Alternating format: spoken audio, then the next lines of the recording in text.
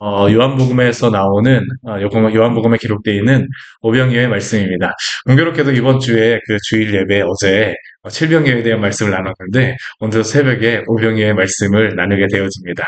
사실 오병이어와 칠병이어는 거의 유사한 말씀이지만 차이점들이 있습니다. 그러나 이 오병이어의 말씀만 보자라고 하게 되면, 이 오병이어의 말씀 같은 경우에는 이게 굉장히 중요한 것이 무엇이냐면, 사복음서 전체에서 나오는 표적, 이적이 많지 않습니다. 전체 다 해서 나오는 이적은 한 가지밖에 없어요. 어떤 표적일까요? 어떤 이적일까요? 바로 오병이어의 말씀입니다. 마태, 마가, 누가, 요한복음 말씀에 이적이 그렇게 많이 나와도 공관복음 같은 경우 마태, 마가, 누가 같은 경우에는 공통된 그러한 이적들이 한 50%씩은 거의 공통돼서 많이 나오거든요. 그런데 이 사복음서 전체에서 공통적으로 나오는 이적은 그렇게 많지 않습니다. 그런데 이 오병이어에 대한 말씀은 사복음서 전체에서 나오는 말씀입니다. 그렇다고 하는 것은 이 오병이어를 통하여서 주시는 그 의미가 크다라는 것을 알 수 있어요. 특별히 이 오병이어 같은 경우는 이 요한복음 같은 경우에는 특별한 것이 무엇이냐면 오병이어의 말씀에서 다른 것에서는 예수님의 그 이적, 표적을 중심으로 나왔는데 요한복음에서는 이 이적의 의미가 무엇인가라는 것에 대하여서 설명하는 게 바로 이 요한복음의 특징인데 이 오병이어에 대한 표적을 행하시고 난 이후에도 예수님께서 이 오병이어를 왜 행하셨는지 이것의 의미가 무엇인지를 오늘 말씀의 표적에 대한 말씀이 끝나고 난 다음에 이제 쭉 이어서 나오게 됩니다. 그래서 6장 전체가 이 오병이어와 관련된 예수님의 설교와 또 예수님께서 직접 말씀하여 주신 그 의미와 설교에 대한 말씀이라고 할 수 있습니다. 오늘 말씀에서 그렇다면 이 오병이어의 요한복음에서 우리에게 무엇을 말씀하고 있을까요? 오늘 그 1절 말씀을 보게 되면 그 후에 예수께서 디베랴 갈릴리 바다 건너편으로 가셨다라고 말씀합니다. 이 디베랴 갈릴리 바다 건너편이라고 하는데 성경에 보게 되면 갈릴리 호수를 여러 가지 명칭으로 부르곤 합니다. 때로는 갈릴리 바다라고도 하고, 갈릴리 호수라고도 하고, 디베랴 호수라고도 이야기하고, 뭐 여러 가지로 많이 말하는데요. 우리 요한복음에서는 디베랴의 갈릴리 바다 건너편으로 가셨다라고 이야기를 합니다. 이 디베랴라고 하는 지역은 어떤 지역이냐면, 갈릴리 그 주변에 있는 이 헤롯이 만든 수도였습니다. 그러니까 이 오늘날에도 이스라엘에 가보게 되면요, 가장 큰 갈릴리 주변의 도시가 바로 이 디베라입니다. 이 디베라에 가보게 되면 많은 그런 호텔들도 있고 많은 그러한 사람들이 살고 있는 곳이 바로 이 디베라입니다. 유적지도 있고 이 지역에 가보게 되면 이 온천도 있어서 많은 사람들이 모여들고 있는 지역인데요. 예수님께서는 이 디베라의 건너편으로 가셨다라고 이야기를 합니다. 이 지역이 어딘지 요한복음에서는 분명하게 말씀하고 있지는 않지만 다른 성경을 보게 되면 베세다로 말씀합니다. 그리고 예수님이 이곳을 가실 때에 큰 무리가 따랐다라고 이야기를 하고 있어요. 근데 이들이 왜 따랐냐고 이야기를 하게 되면 우리 2절 말씀 같이 한번 읽어볼까요?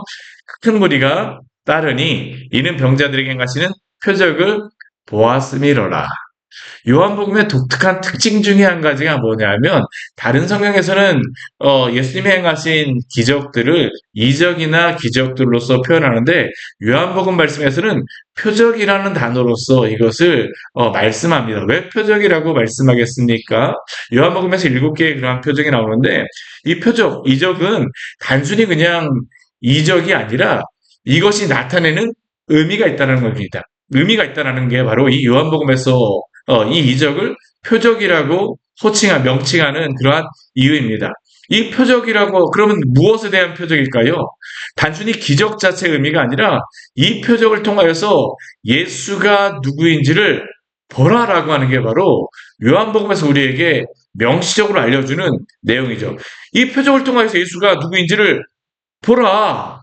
예수님이 어떠한 분이십니까? 이 뒤에 말씀해 보게 되면 굶주리고 배고픈 자들을 먹이시는 분으로 나오세요. 예수님의 하나님 되심을 나타내시는 겁니다. 특별히 오늘 말씀해 보게 되면 요한복음 말씀에서는 이 오병이어의 사건이 일어나는 때를 이 언제로다 이야기하냐면 4절 말씀해 보게 되면 유대인의 명절인 유월절과 같았다라고 이야기를 합니다. 마침 유대인의 명절인 유월절과 가까운지라.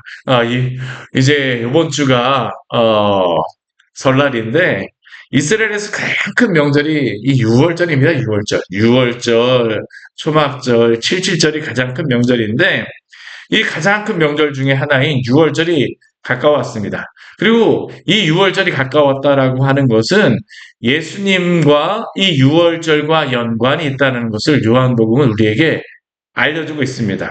그리고 예수님이 이 바다 건너편으로 갔을 때에 많은 사람들이 오는 것을 보고 계세요. 그리고 예수님께서 빌립에게 한 가지를 질문하십니다. 무엇이라고 질문하실까요? 오늘 말씀해 보게 되면 빌립에게 이르시되 뭐라고 질문하십니까? 우리가 어디서 떡을 사서 이 사람들을 먹이겠느냐? 우리 다른 성경 같은 경우는 예수님 이 사람들이 많이 오는데 이 사람들이 어떻게 하겠습니까? 라고 하는데 우리 요한복음 말씀에서는 예수님이 제자들에게 질문을 하셨어요. 우리가 어디서 떡을 사서 이 사람들에게 먹이겠느냐? 그런데 이 질문을 하는 사람, 예수님께서 질문하는 사람이 누구입니까? 빌립입니다. 빌립. 왜 예수님께서 빌립에게 질문하셨을까요? 오늘 6절 말씀해 보면 이렇게 말씀하고 있습니다. 6절 말씀 같이 한번 읽어볼까요? 이렇게 말씀하시면 친히 어떻게 하실지를 아시고 빌립을 시험하고자 하심이라. 특히 빌립 같은 경우는 고향이 어디냐면요. 베세다입니다. 베세다. 우리가 어디서 떡을 사서 이 사람들에게 먹이겠느냐라고 질문을 왜 빌립에게 질문하시냐? 이 고향 사람이 바로 이 빌립이기 때문입니다. 베세다 어디에서 사서 우리가 떡을 사서 먹이면 좋을까? 빌립아. 예수님이 사실 이렇게 이것을 질문하는 거죠. 그런데 단순히 예수님께서는 빌립이 이 베세다가 고향이기 때문에 질문하시는 것만은 아닙니다. 왜 예수님께서 질문하십니까? 시험하고자 하실 것이죠. 시험하고자 하십니다. 왜 시험이라고 하는 단어를 썼습니까? 사실 예수님께서 빌립에게 시험한다라고 하는 의미는 빌립에게 어려운 질문을 하기 위해서 하는 게 아닙니다. 이 시험이라고 하는 의미는 무엇일까요? 사실 이 오병이어라고 하는 것은 우리가 스스로 먹을 수 없다라는 것을 알려주시고자 하는 게 바로 이 오병이의 의미입니다.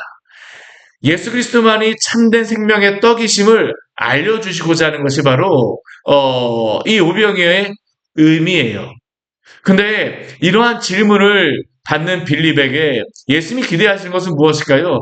예수님 우리는 이것을 할 수가 없습니다. 오직 예수님만이 우리를 먹이주시는 분이십니다. 라고 질문하고 예수님께 나오기를 원하는데 이 빌립의 대답이 무엇입니까? 오늘 7절 말씀해 보게 되면 이렇게 말씀하십니다. 우리 7절 말씀 같이 한번 읽을까요? 빌립이 대답하되 각 사람으로 조금씩 받게 할지라도 200데나리온의 떡이 부족하리이다. 빌립은 예수님이 이렇게 질문하시자 무엇부터 생각하냐면요. 떡이 부족한데 이 떡을 사기 위해서는 무엇이 부족하다는 겁니까? 돈이 부족하다는 겁니다. 돈만 있으면 제가 이 지역 출신이니까 고향 사람이니까 어떻게든지 간에 사람들에게 가서 떡을 한번 구해볼 수 있을지 모르겠는데요. 예수님 아시잖아요. 우리에게는 그럴 만한 돈이 없습니다. 한 데나리온은 이 시대에 얼마를 의미하냐면 그 군인들이 하루치 받는 품삯이 바로 이 한 데나리온입니다. 그래서 이 시대에 하루 일하게 되면요. 한 데나리온을 주곤 하였습니다.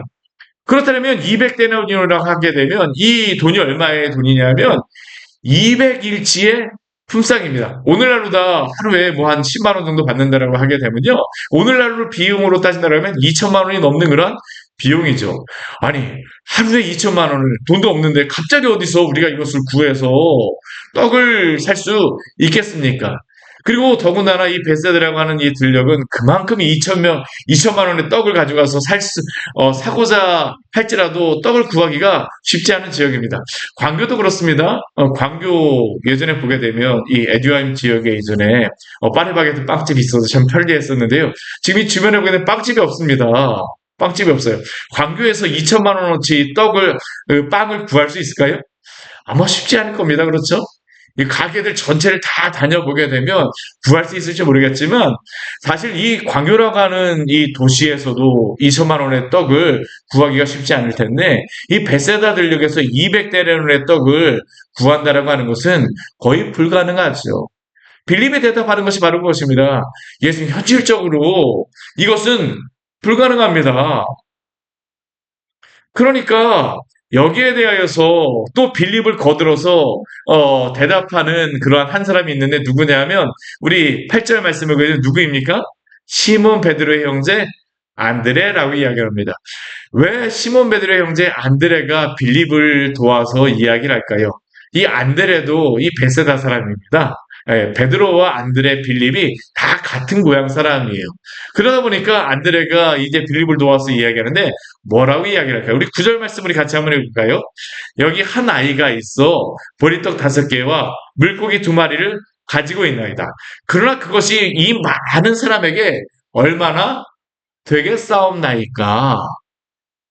왜 안드레가 이 일을 이야기할까요? 이 안드레도 빌립을 도와서 이야기하는 겁니다. 현실적으로 이야기하는 것이죠. 예수님, 우리가 현실적으로요, 제가 여기 고향 사람이라서 아는데, 이 200데나리온 돈이 있어도 떡 구하기가 힘들다니까요. 우리에게 있는 것은 한 아이가 예수님 드시라고 가져온 보리떡 5개와 물고기 2마리 정도밖에 없습니다. 이 보리떡 5개와 물고기 2마리 정도는 한 가족이 겨우 먹을 수 있는 양이라고 할 수 있습니다. 그러다 보니까 이 예수님께 이 안드레가 주님, 보리떡 5개 물고기 2마리 있는데요. 우리끼리 먹고 이것을 나누는 것이 낫지 않을까요? 이 모든 사람에게는 보리떡 5개와 물고기 2마리가 있다고 한들 뭐 다 먹이기에는 너무나도 힘들어요. 이게 바로 안드레의 대답이죠. 근데 예수님께서 이들에게 질문하시고자 하는 그 내용은 무엇입니까? 떡이 없다는 소리를 듣고자 하십니까요? 돈이 없다는 소리를 듣고자 하십니까요? 그렇지 않습니다. 사실 예수님께는 떡과 돈이 얼마나 필요하느냐는 예수님께 중요하지 않습니다. 예수님에게 정말로 필요한 것은 무엇입니까? 예수님, 우리는 돈이 없지만 또한 떡도 없지만 우리의 생명의 떡이신 주님이 있사오니 주께서 우리의 필요한 것을 채우시고 도와주시옵소서라고 하는 것이 바로 예수님이 이들에게 원하시는 대답이었죠. 오늘 6절 말씀해 보게 되면 그래서 예수님이 이렇게 말씀하시는 겁니다. 요한복음 이렇게 우리에게 말씀하는 겁니다. 신이 어떻게 하실지를 아시고 예수님은 자신이 무엇을 하실지를 아셨고 또한 이들이 예수님께 무엇을 구해야 될지도 기대하셨습니다.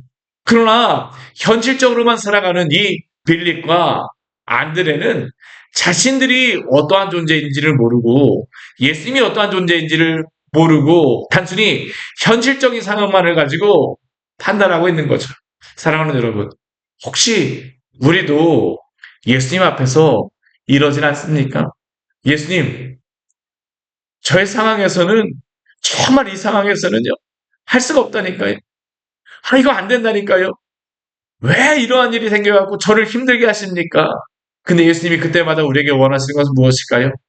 내가 너와 함께 있으니 나에게 구하라라고 말씀하심 아니겠습니까? 사랑하는 여러분, 우리가 어려운 일이 생길 때마다 오직 주님을 의지하며 오직 주님께 구하며 나아가는 믿음의 그러한 성도들, 자녀들이 되기를 원합니다. 예수님 우리가 풍족하거나 무엇을 준비하기를 원하시는 것이 아니고요. 우리가 없는 그대로, 우리의 연약함 그대로 예수님 앞에 나오기를 원하십니다. 정작 예수님께서 원하시는 것은 무엇일까요? 부족한 것이라 할지라도 예수님 앞에 드리고 예수님을 의지하는 것이죠. 오늘 말씀해 보게 되면 보리떡 5개와 물고기 2마리, 별것 아닌 것을 가지고 예수님께서는 무엇을 하십니까? 오늘 뒤에 말씀해 보게 되면 이 10절 말씀해 보게 되면 이렇게 말씀하세요. 우리 10절 말씀 같이 한번 읽어보겠습니다. 예수께서 이르시되 이 사람들로 앉게 하라 하시니 그곳에 잔디가 많은지라 사람들이 앉으니 수가 5,000명쯤 되더라. 예수님이 이 사람들에게 제자들에게 무엇이라고 명령하시냐면 이 사람들로 앉게 하라. 그리고 그곳에 잔디가 많은데 사람들이 몇 명쯤 되냐면 5,000명쯤 되었다라고 이야기를 합니다. 참 제자들에게 우리가 이것을 보면서 한 가지 받을 수 있는 한 가지 교훈 중에 한 가지 뭐냐면요. 이들도 역시 굉장히 현실적인 사람이었지만 예수님이 말씀하셨을 때 어떻습니까? 순종합니다. 이후에 어떤 일이 벌어질지는 이들은 전혀 기대할 수 없는 상황입니다. 그러나 그럼에도 불구하고 예수님이 말씀하셨기 때문에 사람들에게 명령하고 또한 이들이 순종하게 되어지죠. 사랑하는 여러분, 우리가 어려울 때에 주님의 말씀을 의지하여서 또한 주님 앞에 순종하며 나아가는 그러한 귀한 자녀가 되어지기를 원합니다. 왜 그렇습니까? 예수님께서는 모든 것을 하실 수 있는 분이시기 때문이죠. 오늘 11절 말씀해 보게 되면 분명하게 예수님께서 이렇게 말씀하세요. 우리 11절 말씀 같이 한번 읽어보겠습니다. 예수께서 떡을 가져 축사하신 후에 앉아있는 자들에게 나눠주시고 물고기도 그렇게 그들의 원대로 주시니라. 아멘. 예수께서 떡을 가지고 나서 무엇을 하셨다고요? 축사하셨습니다. 축복하셨습니다. 기도하신 것입니다. 그리고 그 다음에 무엇 하십니까? 나눠주십니다. 물고기도 그들에게 나누어 주세요.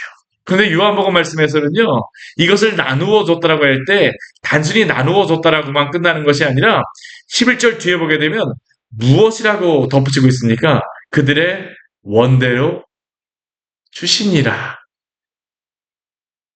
얼마나 놀라운 말씀입니까? 원하는 대로 그들의 필요에 맞게 예수님께서는 채워주셨다는 겁니다. 예수님이 가지고 있는 양이 중요한 게 아니라 예수님이시기 때문에 그들의 모든 필요를 채워주셨다는 겁니다. 우리가 이 말씀을 통하여서 알 수 있는 것은 무엇입니까? 예수님은 창조의 하나님이시라는 거죠. 여기에 나와 있는 이 보리떡 5개는 단순히 그냥 아이가 가져왔던 보리떡이 아닙니다. 이 많은 사람들이 먹으려고 하게 되면 무엇이 일어나야 될까요? 예수님이 창조하셔야만 합니다. 인간이 심지 않고, 인간이 또한 거두지 않고, 추수하지 않고, 또한 인간이 이 가루를, 보리를 빻지 않고, 또한 인간이 만들지 않은 땅을 예수님이 만들어서 이 모든 사람들의 원대로 주신 줄 믿으십시오. 또한 예수님은 물고기를 줄 때도 이 물고기는 어떤 물고기입니까? 인간이 배를 타고 와서 갈릴리 바다에서 잡은 물고기가 아닙니다. 예수님께서 만들어내신 창조하신 물고기죠. 그리고 그 모든 것을 가지고 이들의 모든 필요를 채워주십니다. 사랑하는 여러분, 우리 주 예수님은 천지를 창조하신 하나님이심을 믿으십시오. 말씀으로 천지를 창조하신 것과 같이 오늘도 내가 이러한 존재다라는 것을 제자들에게 말씀하시고 또한 오늘 우리에게도 말씀하심 아닙니까? 우리가 어려울 때마다 무엇을 해야 될까요? 주님 앞에 간구하십시오. 우리가 우리의 필요 때문에 단순히 예수님을 이용하는 것으로서가 아니고요. 정말로 예수님이 하나님 되심을 또한 우리를 사랑하셔서 우리의 필요를 채우시는 분이심을 간절히 믿고 간구하며 나아갈 때에 예수님이 우리의 기도를 우리의 간구를 그냥 내버려 두실까요? 아니라는 겁니다. 오늘 말씀 보십시오. 원대로 주시니라. 그들의 필요와 그들의 원이 다 다르다 할지라도 그들이 먹는 양이 다 다르다 할지라도요. 예수님, 저는 한 그릇 더 먹어야 되겠습니다.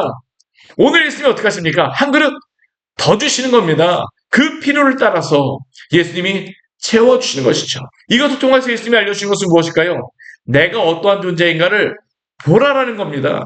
내가 어떠한 존재인가를 믿으라라는 겁니다. 내가 바로 전능한 하나님이요. 너희는 나를 믿어야지만 된다라고 오늘도 예수님께서 우리에게 말씀하신 것이 아니겠습니까? 오늘 뒤에 말씀에 보게 되면요. 12절과 13절 말씀을 보게 되면 이렇게 말씀하고 있죠. 우리 12절, 13절 말씀 같이 한번 읽어보겠습니다.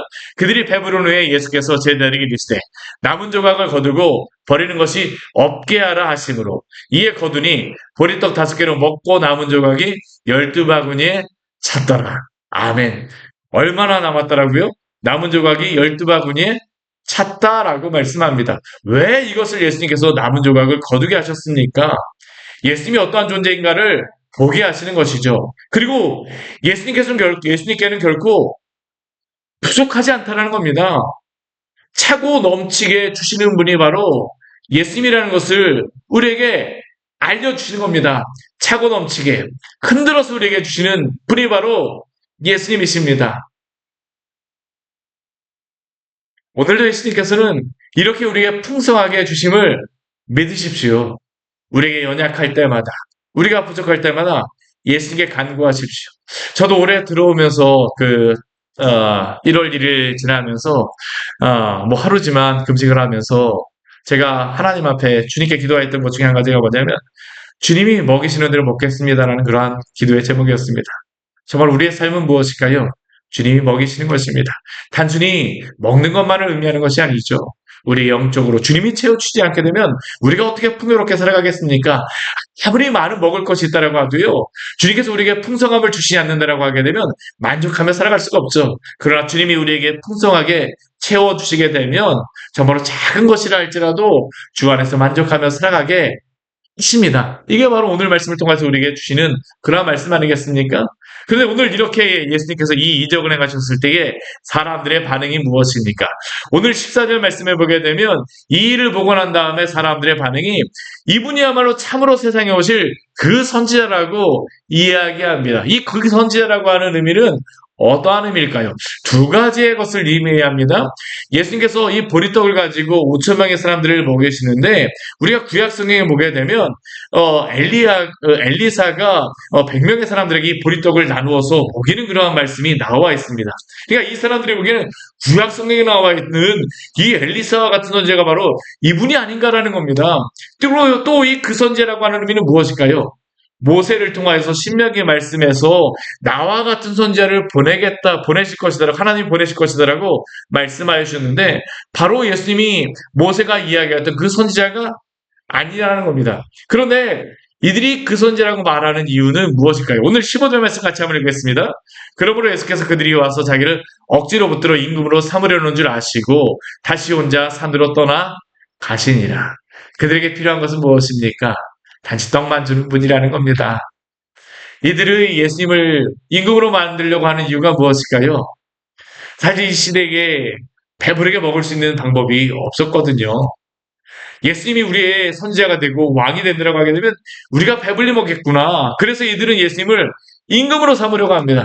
그런데 예수님께서 이들에게 정말로 원하신 것은 무엇일까요? 영혼의 구주로. 예수님이 바로 하나님이 보내신 자로 알게 하시기 위해서 이 이적을 행하시는 것이죠.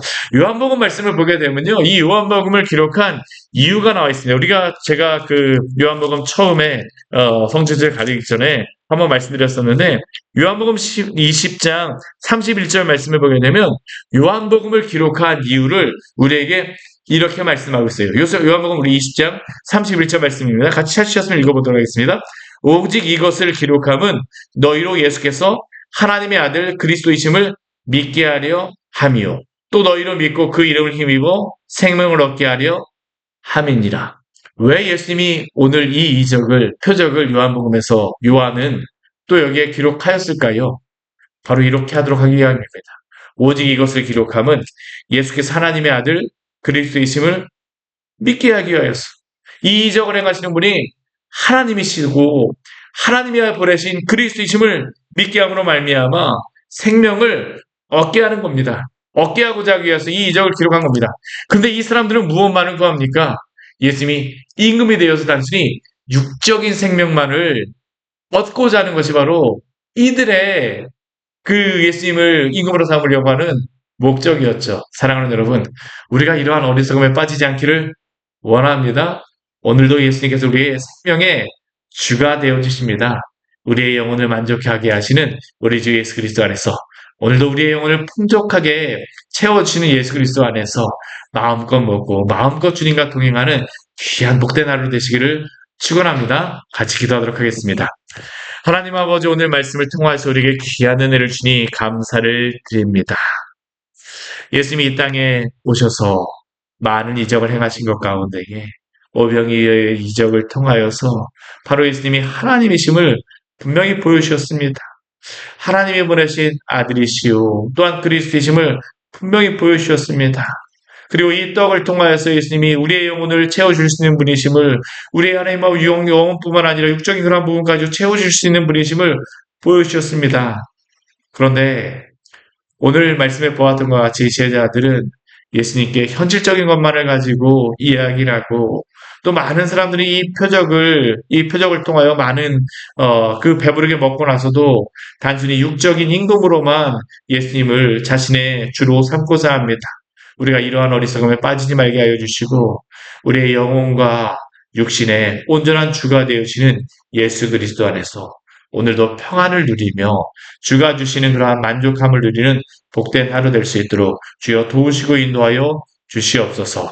이제 본격적으로 명절이 시작되어집니다.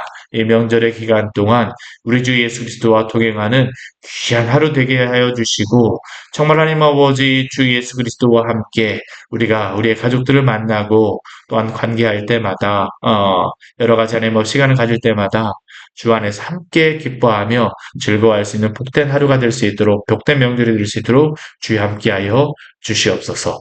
예수님 이름으로 기도드립니다. 아멘. 오늘 말씀 같이 기억하시면서 기도하며 나가도록 하겠습니다.